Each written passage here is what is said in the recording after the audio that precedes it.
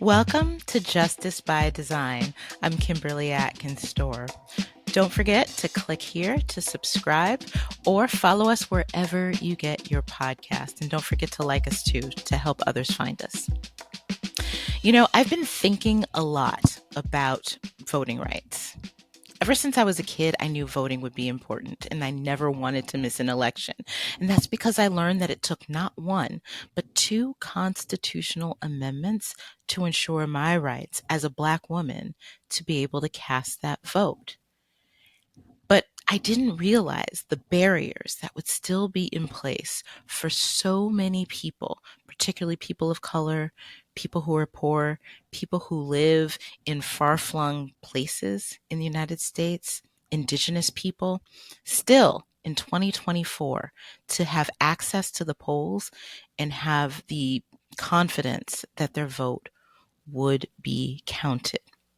You know, when I covered the Supreme Court as a reporter, one of the most gobsmacking decisions that I covered was the Shelby County case in 2013.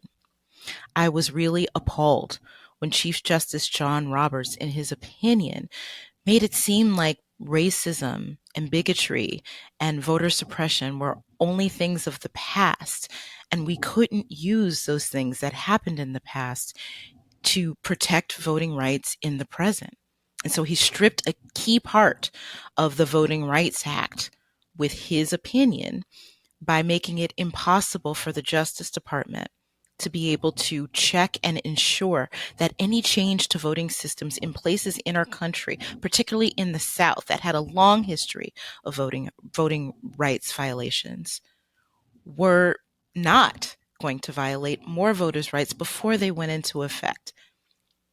And then the Supreme Court has steadily made it harder to bring lawsuits that challenge actual voting violations on the ground, really stripping the ability of people to ensure that the polls stay open. I never realized that in 2024, there would be cases like that of Mayor Patrick Braxton. He is mayor of a town in Alabama called New Bern. This is a town that hasn't held elections for mayor in decades. So in 2020, instead of just letting the outgoing mayor appoint the successor, like had been done for years and years, Patrick Braxton decided to file his papers to run for mayor. And he is a Black man in a town where the mayors had all been white in his lifetime. And so, because nobody else ran, he became mayor. And the people of the town, the former officials, literally locked him out of the town offices for 4 years until a federal court ordered them to let him in. Just this month, a federal court also ordered that town to hold full open elections for the first time since 1965.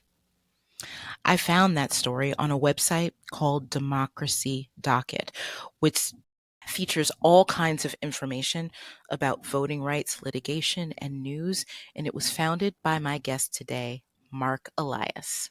Thank you so much, Marc, for joining us. Thank you for having me. So I want to start, in this conversation, this website is about finding solutions to issues. And I know you're someone who is on the ground when it comes to voting rights, voting access. And I want to talk about some of those on the ground fights that don't always get the big headlines. But I want to start this discussion with the big question, right? We have a candidate for president telling Christians specifically, that if they vote for him, they never have to vote again. I know there is still some debate as to what he meant by that. I, for one, think it's as clear as possible. But can you respond to that in helping our listeners understand what is at stake here when we talk about the need to protect voting rights and protect our democracy? Sure. So thanks for the question. And, I think one of the biggest mistakes that has been made about Donald Trump in the last 8 plus years is this notion that took hold in the 2016 campaign that he should be taken seriously, but not literally. And I think that honestly led to a culture in many parts of the media and society that his words don't matter, that he can say things that are completely outrageous and that somehow they are to be discounted, that he can denigrate democracy, he can engage in racist statements, and that it kind of doesn't matter because you sort of have to discount the words. But the fact is that what we have learned is that he means the words he says. So when he said he was not going to accept the results of a free and fair election, he didn't accept the results of a free and fair election. When he called on his supporters to go to the Capitol, they went to the Capitol. He tells us basically what he thinks, and he means what he says. So when he says that there won't be a need for people to vote in 4 years, what he is saying is there won't be a need for them to vote in 4 years, in the same way that he said he wants to be a dictator. Like everything he is telling us is consistent. He does not believe in democratic norms and democratic institutions. He does not believe in liberal democracy, not liberal in the kind of progressive sense, but liberal in the idea of freedom and the recognition of the importance of individual rights. He doesn't believe in any of that. He romanticizes strong dictators because that is what he believes he wants to be. And so we need to accept that not everyone in our political discourse starts with the same set of assumptions about the importance of democracy and free and fair elections, that he is one of those people who doesn't accept it. So it puts democracy at peril. It is an existential risk to what happens if he is able to gain power. And it means that all of us need to be really, really clear-eyed about what the stakes are this November. I think that's exactly right. I get really frustrated, Mark, when people say, democracy is not an issue that motivates voters in this election year. Democracy is amorphous and not something that people are really motivated by, that are really galvanized by. I think that's really selling Americans short, because I think democracy and the ability to vote is something that is so tangible, because that's something that people do. Citizens vote. They know what that's like. And the idea of having barriers to that, I talked a little bit about covering the Supreme Court and covering the Shelby County decision in 2013. And at the time, I lived in a community in Northern Virginia. And I remember in 2008, because I lived in a bluer part of Virginia, I waited in line in excess of 2 hours in 2008 to vote in the presidential election that Barack Obama was running in. And when I got into my polling station, there were paper ballots, but there were only 4 booths of a line of people. There was no machine. It was a paper ballot and a pencil. And they could have lined that place with 30 booths, but there were only 4. And that was a choice made in Richmond, right? That was a policy decision to make people wait in line. A lot of people had to leave because they had to go to work. And even in 2012, when they made early voting in Virginia more accessible, I voted early and still waited 90 minutes. Those are the kind of barriers that I thought of when Chief Justice John Roberts was saying, well, you can't, this isn't the 60s anymore. Racism is in the past. You have to prove that there is racism today, and Congress hasn't done that. So we're going to strip this whole section of the Voting Rights Act. For people who don't understand the impact of the Shelby County decision and of the decisions that came after weakening not just Section 5, but Section 2 of the Voting Rights Act, explain to us in layman's terms, in terms of what it means to them as they go to the polls, what the Supreme Court has done to voting rights. Yeah. So first of all, I want to say something about your experience, because it's something I talk about all the time. The fact is that when we talk about voter suppression, we don't always correctly conceive of it, because people think of it as an on-off switch, like either you're allowed to vote or you're not allowed to vote. And what voter suppression really is about putting barriers in front of people in their real world lives that they lead. And the fact is that one of the biggest forms of voter suppression in this country that we see from coast to coast in red states and in blue, in red counties and in blue, are wait times at the polls. So I sued Georgia after the 2020 primary, and here is what the data shows. If you were in the 6 metro counties in Atlanta, okay, and by the way, a number of these counties run by Democrats. So this is not partisan, okay? If you were in those 6 metro counties and you were in a precinct where the registered voter registration was 90% or more Black voters, you waited in line an average of 51 minutes. If you were in the same 6 counties, same resources, same officials, and you were in a precinct that was 90% or more Black or African American, or was white, you waited an average 6 minutes. 51 versus 6. Okay. It is time that the media stop celebrating people waiting in line as a commitment to democracy. Because one of the things I always ask audiences, particularly when I'm talking to affluent audiences, when I'm talking to older audiences, when I'm talking to whiter audiences, I ask them, how long would you wait in line to vote? Yep. You don't want to wait in line 2 hours to vote. You don't want to wait in line. Those images that we saw of the college students waiting in line 6 hours, you probably wouldn't wait in line 6 hours to vote, right? And you don't have the challenges that many of these voters have. So the allocation of voting equipment is the kind of thing that doesn't get a lot of attention. It doesn't grab the headlines. But the fact is, we see it in county after county, in red states and in blue states. There are racial disparities in wait times. There are age disparities. College students almost always wait in line longer than the surrounding community. And so these are pervasive endemic in our system. And if you're not willing to accept the fact that we have a voting system from top to bottom that has winners and losers, and the losers are almost always Black, brown, and young, and the winners are almost always old and white. If you don't accept that, even if you don't agree with me that it wasn't intentional, like let's just assume that we're going to give everyone the benefit of the doubt, even if you assume that it was unintentional, that is the system we have. You can look at absentee ballot rejection rates. Okay, in the state of Colorado, another blue state, in 2020, there were 29,000 people who voted by mail who had their ballots rejected. Does anyone believe that there were 29,000 fraudulent ballots? How about 290, right? But when you look at who those people were, they were overwhelmingly young. In Washington state, another blue state, Black voters had a 5 times rate of rejection than white voters. That's before you start looking at states like Alabama and Mississippi and Georgia and Florida and all of that, right? So we need to recognize that our system of voting in this country does not accurately reflect a shared sense of democracy. On top of that, now you put a U.S. Supreme Court that believes that not only aren't there problems at all, but they don't believe that race is a problem.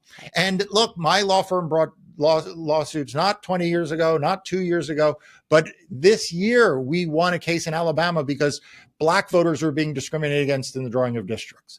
Louisiana Black voters were being discriminated based on race in the drawing of districts. That's not my findings. Those are the findings of, by the way, in the case of Alabama, 3 judges appointed by Donald Trump, and a majority of the conservative Supreme Court. So we have a lot of work to do on voting, and that problem is still in front of us. So I want to, before I get to the solutions, which is what this podcast is all about, I want to lay out that issue too. So we talked about some of the barriers to actually getting to the polls, but another part of this is what you talked about, gerrymandering, right? So we still have this practice where districts are drawn to try to pack and crack, usually Black folks, right? Which Correct. Packing means you put them all in one district so that they can only elect one representative and the rest of the state is able to elect white people. Or crack, which means you dispel them so much that they don't gain enough voting power anywhere to elect the candidate of their choice. We are still seeing that happen, again, in part because of the rulings by the Supreme Court that make it harder to stop. But how has that changed over time, just so we can get a better understanding of how this is still happening at a time when we understand what the stakes are? Right. So this gets back to your point about Shelby County. Shelby County took away one of the critical tools to prevent against discrimination against minorities in voting, which was a requirement that for jurisdictions, states and counties with histories of voter discrimination, that before they could change their voting laws, including redraw their districts, they had to get them reviewed either by the Department of Justice or by a federal court in Washington, D.C., simply to make sure they were not discriminating against typically black or Latino voters. And that common sense provision that improved the quality of voting and improved the quality of districting in this country over the course of years was struck down because a majority of the Supreme Court, led by the Chief Justice, said that wasn't needed anymore. And history has proven that wrong, and it's been tragic. Because you ask, how has it changed? I am embarrassed to say that in 2024, okay, it is decades now since the Voting Rights Act was passed. In 2024, the state of Alabama drew a map that violated the rights of black voters. The state of Louisiana drew a map that violated the rights of black voters. Yeah. State after state drew maps that either violated their statutory rights or violated their constitutional rights. Yeah. By using race, listen to this, using race as the predominant factor in drawing districts, right? That's not done by accident, right? To prove a racial gerrymandering claim, and I've won racial gerrymandering claims in the U.S. Supreme Court, including striking down the Virginia map, the 2010 Virginia map for state legislature and Congress. And what the courts found there was that the Virginia legislature didn't do this by accident. It intentionally discriminated against black voters. Mm-hmm. And so as a result, an additional black district was created in Congress, additional opportunity districts created in the legislature. That led to a partisan flip in the state legislature. But ask yourself, for all of the people who say this is history, this isn't now, how is it that today, as we sit here, state after state after state are still violating the rights of black voters? Yep. Well, I will tell you one way that it is doing it is because the Supreme Court issued another ruling that said, you know what? Partisan gerrymandering is A-okay. Not only is that A-okay, we're going to remove ourselves from the ability to even hear cases that allege partisan gerrymandering, because that is none of the business of federal judges. Now, as I say repeatedly on my other podcast, #sisters-in-law, if you look at the Venn diagram of a partisan gerrymander and a racial gerrymander, especially in southern states, it is a circle. Correct. So, Mark, make that make sense. Correct. That is such an important point. That is such an important point. So, when the defenders of these gerrymanders, typically Republicans, come to court, what they say is, oh, wait, we weren't discriminating against black voters because they're black. We're discriminating against them because they're Democrats. Well, I mean, that's kind of cold comfort, right? I mean, right. Either way, black voters are being discriminated against. Right.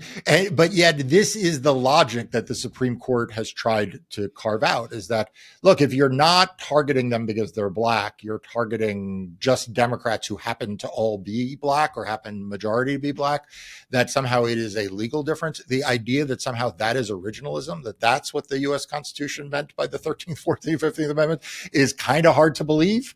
It's also, by the way, kind of hard to believe that in Shelby County, they said that, Section 5 needed to go away because it denied equal dignity among the states. I'm pretty sure the people who wrote the 13th, 14th, 15th Amendment were not all that concerned about how the southern states felt about themselves in their discrimination against black people. So, a lot of what the Supreme Court's done feels very result-oriented and not result-oriented in a way that is pro-minority voting rights, or for that matter, pro-voting rights at all.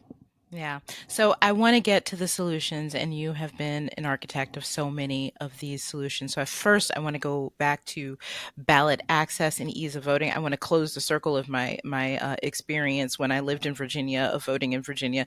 The last election I voted in there was 2020. You know how long it took me to vote? 10 seconds, because I was given a ballot in the mail. It was in the middle of a pandemic, and there was a drop box feet from my home.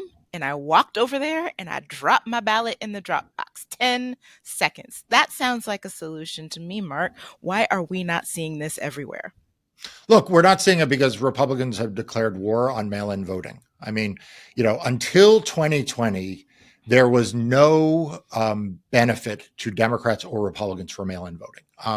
Republicans had mastered mail-in voting in states, frankly, like Florida, where they had used it to great effect to capture the governorship in very close elections. In other states, Democrats had used mail-in voting, but mostly states were adopting mail-in voting for two reasons. First of all, it saves them a lot of money.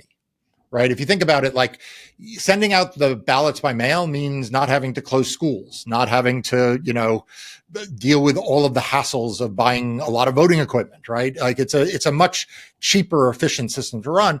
The second reason is that citizens love it. I mean, it turns out, Utah, Republican state, has mail-in voting, and Republicans love it. Democrats in Washington state have mail-in voting; they love it. Like it had been viewed as kind of like a bipartisan thing that had no partisan benefit, but which was really popular with people. And then Donald Trump just announced one day in the middle of the pandemic that vote by mail was fraudulent. And in a moment, in an instant, the entire Republican Party fell behind him in this big lie. This is the first of the big lies.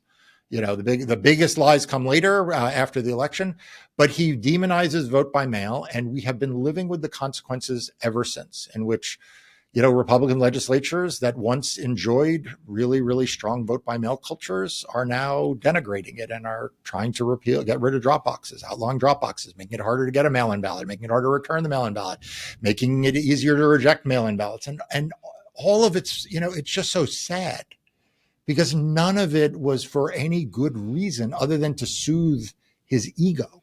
Mm-hmm. And so how do we fight that? How do we ensure, how have you been working to ensure that things like mail-in ballots are protected? What can people do to ensure that their votes will be counted when it comes to just having access to the polls? Yeah. So in 2020, when this happened, I wrote a piece that actually wound up being more influential than I thought it would be, called The Four Pillars to Protect Voting Rights with Vote by Mail, that basically laid out, here are the things that we all have to worry about. And I really thought there was a chance that like states would just adopt these things because they are pretty common sense. And instead, like I said, this became very much a partisan issue. And ever since, my law firm and we have been litigating vote by mail cases around the country against Republican and conservative organizations. We recently won a victory in Wisconsin to restore drop boxes after they had been banned for 2020. We have successfully fended off Republican efforts to throw out mail-in ballots that are cast by the voter before or on election day, but received the day after because of delays in the mail service, because they're doing with drop boxes. And so there is a huge volume of litigation going on right now before the court, state and federal, over all of the minutia around voting by mail, where lawyers like me are trying to protect people's ability to vote by mail and prevent their ballots from being rejected. And Republican lawyers and conservatives are in court arguing the opposite. And it's just such a tragedy for democracy. But in terms of what individuals can do, look, if you prefer to vote in person, by all means, vote in person. If you prefer to vote in person early, vote in person early. If you prefer to vote by mail, and have confidence in all three of those methods of voting. But make sure in advance that you have a plan. You know what you're going to do. You know that you're registered. You check your registration. Voter purges are back. Republicans are doing a lot of voter purging. So make sure you're registered in advance. Make sure you know what the plan is you're going to vote, where, if it's going to be in person, where you're going to go, what the hours are. If you want to vote by mail, vote by mail.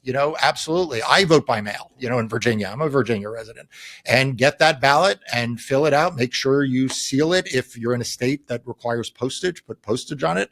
If you're in a state like Wisconsin or Minnesota that requires a witness, make sure the witness signs and that they fill out the form properly.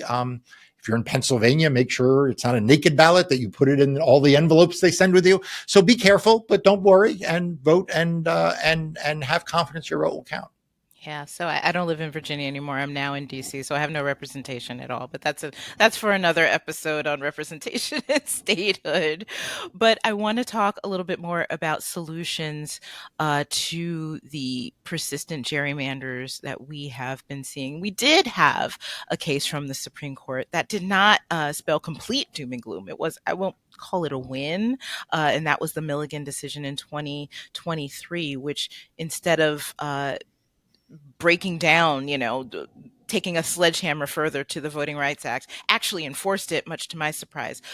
But it involved the gerrymandering of districts in Alabama, which had already been found by federal court to be an illegal racial gerrymander, but it took the Supreme Court its sweet time to decide that it was too, and allowed those maps to stay in place in the 2022 elections, the illegal maps, but not just in Alabama, also in other districts like Louisiana that were waiting until the Supreme Court decided the Alabama case to rule on their own illegal gerrymandered maps. So what is the solution, either in terms of litigation, legislation, to stop these gerrymanders that, even as you pointed out, Trump appointed judges are saying, no, this violates the Voting Rights Act?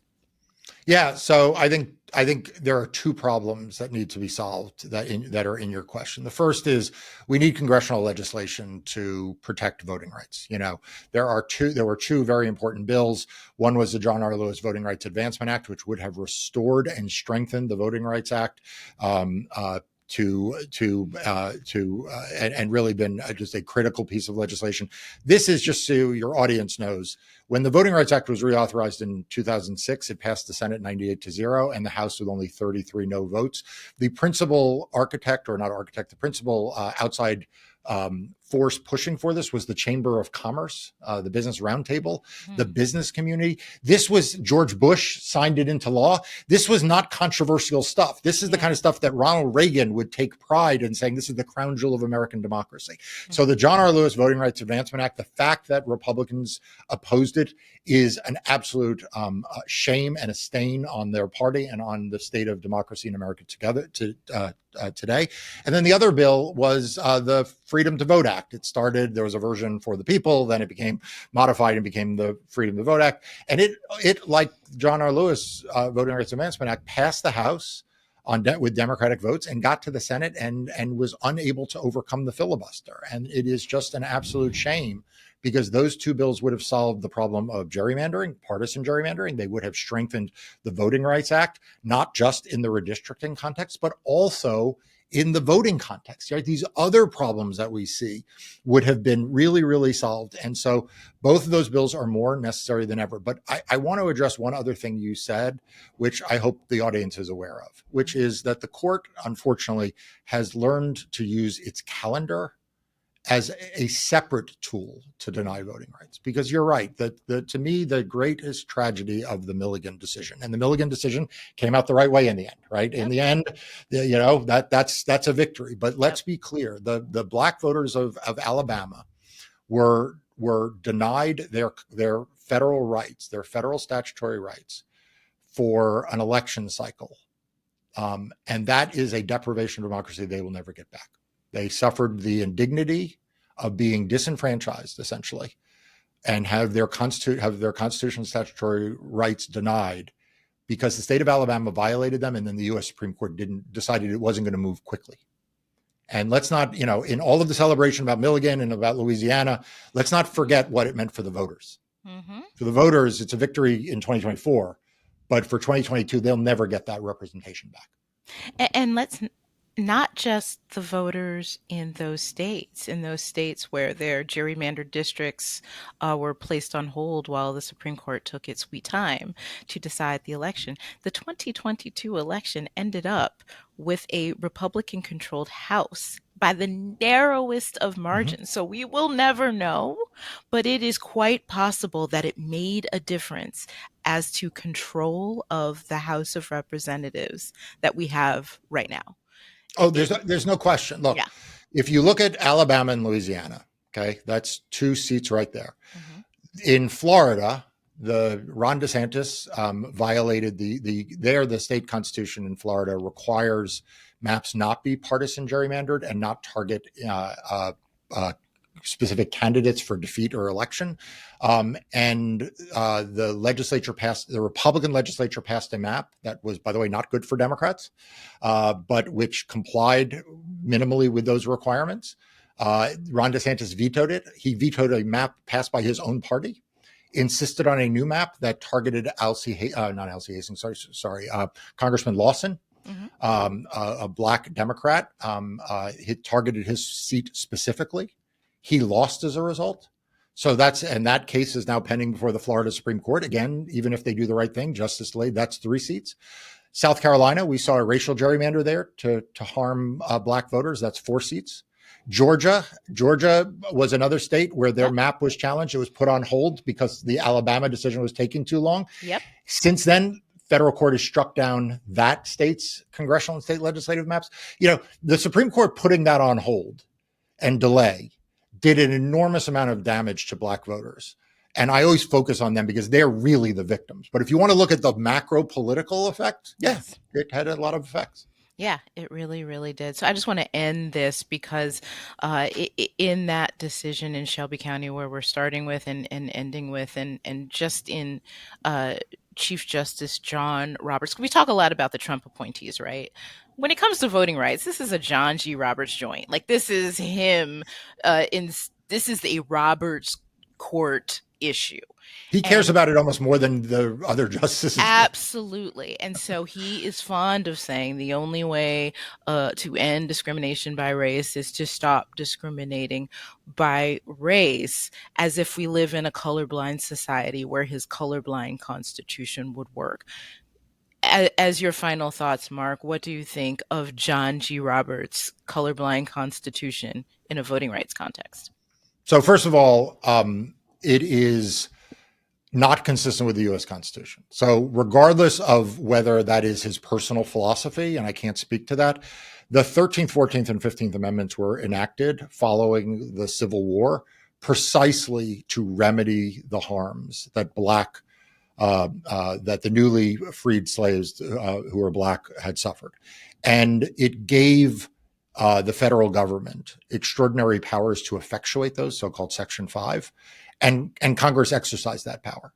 And so the very notion that the Supreme Court limited Congress's remedy, which was the Voting Rights Act, to me shows the bankruptcy of the idea that there is an originalism that is going on here, number one. Number two, if you just look at it factually, the Voting Rights Act and the other reforms that have been made by the Supreme Court to protect voting rights are being rolled back. Like, we are seeing demonstrably worse outcome for voters generally and minority voters in particular. It is no surprise that in the first legislation passed after Shelby County, which was a law passed in North Carolina, the Fourth Circuit, when reviewing that law, another case that I was involved in, found that North Carolina had passed a new voting law that targeted African Americans with near surgical precision. That is their words. That is the words of the court that reviewed it. So think about that. The Supreme Court says we don't need Shelby County. The Supreme Court says we don't need these protections anymore because times have changed. And what's the very first thing that happens is a legislature enacts a set of laws that don't make it harder for everyone to vote. And this is the part of that case that I think sometimes is not appreciated. They literally asked their staff to score what changes could we make that will harm black voters without inconveniencing white voters. Yep. And that's what went into the bill. And so if they were doing that in 2013, just imagine what the current legislatures around the country are doing, using ever more sophisticated tools, more sophisticated big data and the like. And so we need a pro-democracy court, and we don't have that. We need a pro-democracy Congress, and we were close to it, and we need a pro-democracy president, and we have one right now. And with hard work from all of us, we will have Kamala Harris in the White House. I'm allowed to say that even if you can't. I can say it. All right, come January, because she is as pro-democracy as they come. Yeah. So that's it. That's the solution. You guys were looking for solutions. It's really in the hands of voters. It's hard, I know, for voters to hear because they're always told, what can we do? And you say vote. And especially when we're talking about voter suppression, it's like, well, what? But it really is the truth. You have to put people in office who believe in this and who will be willing to do the work that it takes, regardless of the filibuster, regardless of the political climate, to protect the rights of voters. It's really in the hands of the people. Yeah, and you have to be willing to do something, Kim, that you do. And it's really hard for people, which is you have to be willing to speak out. All of us in our daily lives, face the uncomfortable circumstances where they're in rooms of people and they're not sure if they agree with you. Mm-hmm. And so some of the people listening to this podcast probably think we're right. Some of these people don't. Some people listening aren't sure. And there are some people listening thinking, you know what, they're just wrong. Mark is wrong about all this. But we have to be willing, those of us who want free and fair elections have to be willing to stand up in the town square and say, this is not okay. It is not okay that our fellow citizens are waiting for hours in line to vote. It is not okay. Even if I don't wait, it's not okay that Black voters in Louisiana are subject to illegal districts, even if it doesn't affect me living in Virginia, right? We have to be willing to stand up and say loudly and clearly, not avoid the hard conversations, but engage them. Because if we don't do that, if we shrink away and we like, you know what, I live in DC and it's not my problem anymore what happens in Virginia, right? Then nothing solves itself. So I implore everyone to take to your town square and stand up for voting rights for everyone. Amen. Marc Elias, thank you so much for joining me today. Thank you for having me. You know, I think about that last point that I ended with Mark a lot, and it's really true. Whether it's the hashtag Sisters-in-Law podcast or the columns that I write in the Boston Globe, I hear a lot from listeners, readers, people in the audience saying, you know, what can I do? And don't just say vote, because people always tell us just to vote, and that's not satisfactory. Well, the right answer doesn't always mean it's the satisfactory one, but in this case, it is the truth. We are in an election year. I know y'all are tired of me saying it's the most consequential election year of your lifetime. Well, the problem is we're at a time where every election year is more consequential than the last. It's been that way since 2016. And it's really true. We are in a crucially consequential election year. And voting is more important than ever. And it may seem counterintuitive to think, okay, in order to protect my ability to vote, I need to vote.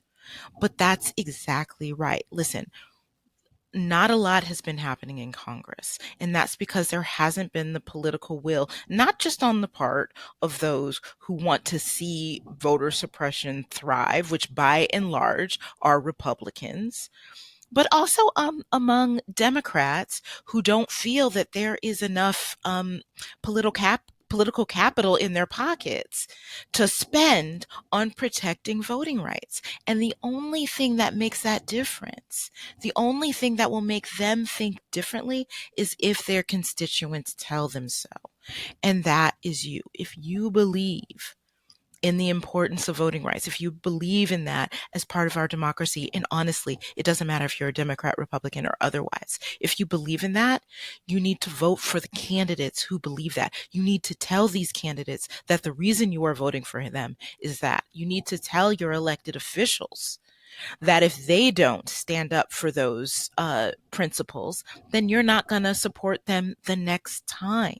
You have a more powerful voice than you think.